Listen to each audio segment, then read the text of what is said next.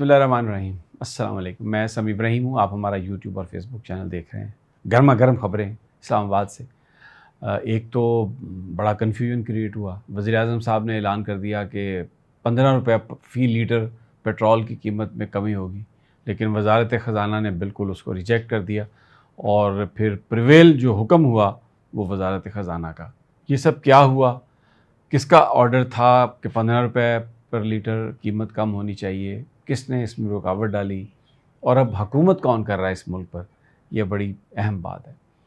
اس کے ساتھ ہی پنڈی کی عدالتوں میں ایک واقعہ ہوا. عادل سرور سیال ایک جج صاحب ہیں، انہوں نے ایک جو فیڈرل سیکریٹری محمد عمر ملک صاحب جو ٹیلی کام اتھارٹی کے ممبر ہیں، ان کو آج سزا سنا دی توہین عدالت میں.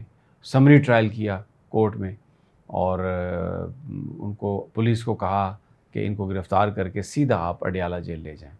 تو یہ بھی اس سے پہلے کم اس طرح کے واقعات ہوئے ہیں، لیکن رپورٹڈلی محمد عمر ملک صاحب جو تھے انہوں نے کچھ اس طرح کا رویہ اپنایا عدالت میں. جب ان کو عدالت نے کچھ چیزوں کو پوائنٹ آؤٹ کیا تو انہوں نے کہا کہ میں سرکاری افسر ہوں اینڈ آئی ڈونٹ کیئر، تو آپ شوکاز نوٹس دینا ہے تو دیں، میں اب نہیں جواب دوں گا اس کا. تو انہوں نے وہیں پر سمری ٹرائل کر کے تو بھیج دیا. اور یہ ایک انہوں نے راستہ دکھایا غالباً جو سپیریئر کورٹ کے ججز ہیں، جن کے خلاف روزانہ کی بنیاد پر پریس کانفرنسز ہوتی ہے. میں کسی کا نام نہیں لوں گا کہ کون کرتا ہے پریس کانفرنس، لیکن آپ کو پتہ ہے کہ کس طریقے سے ججز کے ساتھ ہوتا ہے سپیریئر جو جوڈیشری ہے.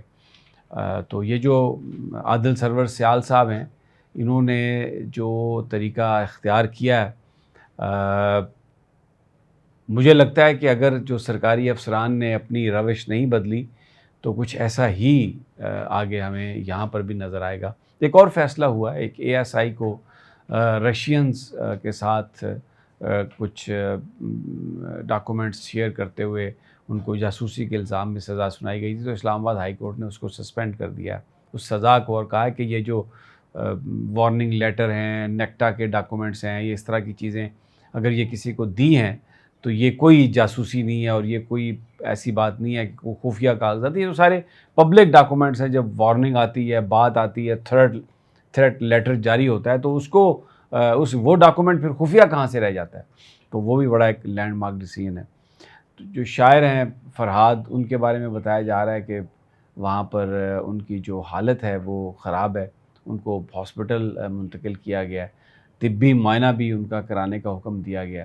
اور ایسا لگ رہا ہے کہ جیسے ان پر کسی نے بڑا، جو انکنفرمڈ رپورٹس جو آ رہی ہیں کہ ان پر کسی نے بڑا تشدد کیا ہے. تو پولیس کی کسٹڈی میں تھے وہ، تو یہ بڑا ایک سوالیہ نشان ہے کہ یہ کیا ہے. دوسری جانب الیکشن کمیشن کے ساتھ جو وزیر قانون اور اٹارنی جنرل صاحب کی ملاقات ہوئی تھی، اس کے بارے میں اسپیکولیشنز آ رہی ہیں، چیمگوئیاں ہو رہی ہیں کہ اس میں حکومت یہ کہہ رہی ہے الیکشن کمیشن سے کہ وہ ٹریبیونلز چینج کریں، اور ریٹائرڈ ججز جو ہیں جن کا اب قانون سازی کر دی گئی ہے اور متعلقہ ہائی کورٹ سے کوئی ضروری نہیں ہے رابطہ کرنا، تو اس کے بارے میں آپ یعنی اس کو عملی جامہ پہنائیں. تو ابھی جو الیکشن کمشنر ہیں، چیف الیکشن کمشنر، وہ تھوڑا سا اس میں ریلکٹنٹ ہیں کہ کیا کرنا چاہیے اور کیا نہیں. لیکن سب نظریں جو ہیں وہ 3 جون پر اب لگی ہوئی ہیں، کیونکہ فل کورٹ جس میں بس صرف مسرت ہلالی صاحبہ نہیں ہوں گی کیونکہ ان کو سٹنٹ پڑے ہیں، باقی ججز جو ہیں وہ سنیں گے کہ اسپیشل سیٹس جو ہیں کیا سنی اتحاد کونسل کو ملنی چاہیے کہ نہیں. اور سسپینڈ کیا تھا وہ الیکشن کمیشن کا فیصلہ اور پشاور ہائی کورٹ کا فیصلہ جس میں سنی اتحاد کونسل کو سیٹیں نہیں دی گئی تھیں. اور پھر اس کے بعد الیکشن کمیشن نے تقریباً 77 ممبر سسپینڈ کر دیے تھے، اور وہ جو خصوصی نشستوں پر جو لوگ الیکٹ کر لیے گئے تھے ان کی سسپینشن کے بعد ان کی ممبرشپ کی جو ایک سمپل 2/3 میجورٹی جو اس حکومت کو حاصل ہو گئی تھی وہ اب ختم ہو گئی ہے. تو اب اس کے بعد جو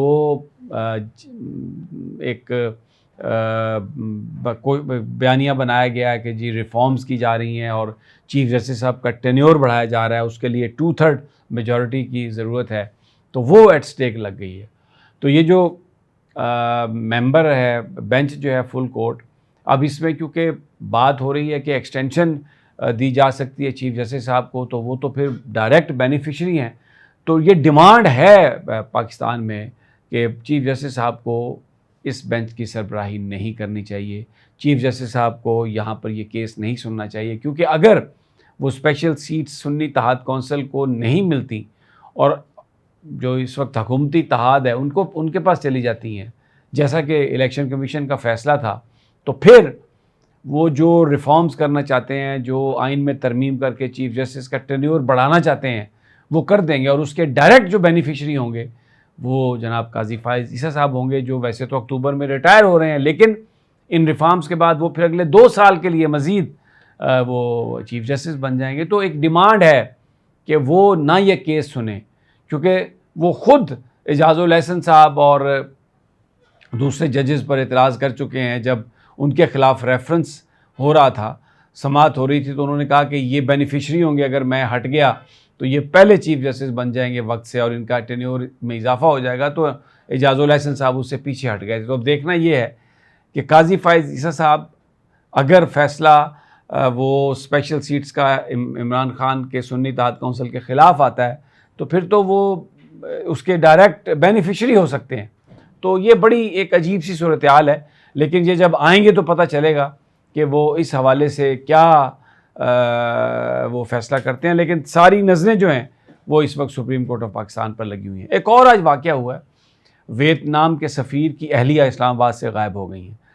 اب میں جب ویلاگ کر رہا ہوں پچھلے 5-6 گھنٹے سے ان کا کچھ پتہ نہیں ہے، اور پولیس نے جو خبریں فیڈ کی ہیں میڈیا کو، اس میں یہ بتایا گیا کہ ان کی اہلیہ کی اپنے ہسبینڈ کے ساتھ کوئی ناچاکی کی خبریں بھی تھیں. لیکن بہرحال اس کے بعد ایک بڑی ہلچل مچی ہے وفاقی دارالحکومت میں، اور سیکیورٹی کو ٹائٹ کیا گیا، اور جو سفراء ہیں یہاں پر، جو ڈپلومیٹس ہیں، ان کی جو حفاظت ہے اس کو بڑا ٹائٹ کیا گیا، ان کی فیملیز کو حفاظت کو ٹائٹ کیا گیا، کیونکہ یہ ایک ایسا واقعہ ہے جو پوری دنیا کو ہلا دے گا، کیونکہ اس کا پاکستان میں سیکیورٹی کے حوالے سے جو امیج ہے وہ اس پر ڈیپینڈ کرے گا. اگر خدا نہ خواستہ وہ کہیں اغوا ہو گئی ہیں، کوئی انہیں لے گیا ہے، تو وہ پھر اس کی اور انٹرپریٹیشن ہوگی.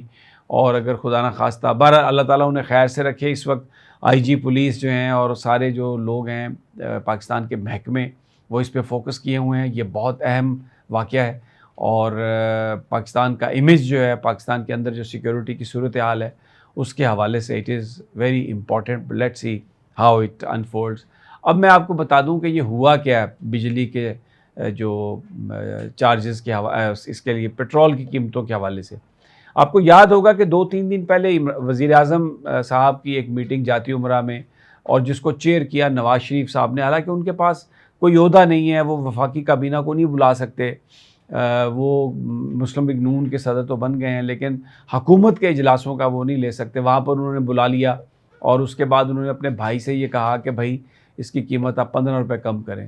تو جس پر جو وفاقی وزیر خزانہ ہیں انہوں نے ڈیفینیٹلی فون اٹھایا ہوگا، اور جو ریلیونٹ اتھارٹیز ہیں ان سے بات کی کہ یہ جو کیا جا رہا ہے اس کا ہمیں نقصان ہوگا، جو آئی ایم ایف کے ساتھ ہماری ڈیل ہونی ہے. تو انہوں نے پھر کہا کہ ٹھیک ہے، جو مفاد میں ہے آپ وہی کریں. تو وہ جو بیسیکلی یہ آرڈر ایشو تو کیا تھا شہباز شریف صاحب نے، لیکن اس کے پیچھے جو روح تھی، جو حرکت تھی، وہ میاں نواز شریف صاحب کی تھی، کیونکہ انہوں نے بطور وزیر اعظم ایکٹ کرنا شروع کر دیا. اب تو وہ جیسے پہلے کرتے تھے، اور اس کا تو اب ان کو ان کی اوقات دکھائی گئی ہے بیسیکلی، کہ بھیا جی، چاچو جی، آپ وزیر اعظم نہیں ہیں. اور شہباز شریف صاحب کو بھی بتایا گیا کہ آپ یہ جاتی عمرہ اجلاس کرنے کے بجائے وزیر اعظم ہاؤس میں کریں. اور رات کو پھر بڑی سرزنش بھی کی گئی، اور کہا گیا کہ بندے سے بچے بنو، اپنی اوقات رہو، اور یہ سارا معاملہ خراب نہ کریں. تو یہ ہوا ہے جناب. یہ ایک تاثر دینے کی کوشش کی کہ جیسے ہم بڑا ریلیف دینا چاہتے ہیں، لیکن انکمپیٹنٹ لوگ ہیں، جھوٹ بول رہے ہیں، آئی ایم ایف سے کچھ کہہ رہے ہیں، عوام کو کچھ کہہ رہے ہیں، بیوروکریسی کو کچھ کہہ رہے ہیں. تو وہ یہ سارا جو ان کا نیکسس تھا یہ ایکسپوز ہو گیا. اچھا، لیکن ابھی ایک اور جو بڑی امپورٹنٹ خبر ہے وہ آ گئی ہے. میں ابھی ذکر بھی کر رہا تھا کہ وہ جو ویتنام کے سفیر کی اہلیہ ہیں، بتایا گیا کہ وہ مل گئی ہے. شکر الحمدللہ، نہیں تو یہ اس کے بڑے ہونے تھے، اثرات ہونے تھے. بتایا جاتا ہے کہ وہ F9 پارک میں بیٹھی ہوئی تھی. پتہ نہیں اس گرمی میں کیوں بیٹھی ہوئی تھی، واقعی ان کی اپنے ہسبینڈ سے ناچاکی تھی. لیکن بہرحال وہاں پر وہ بیٹھی تھیں اور ان کو ٹریس کر لیا گیا، اور شکر الحمدللہ کہ یہ اس وی لاگ کے دوران ہی معاملہ جو ہے وہ حل ہو گیا. اجازت دیجیے، اللہ نے کے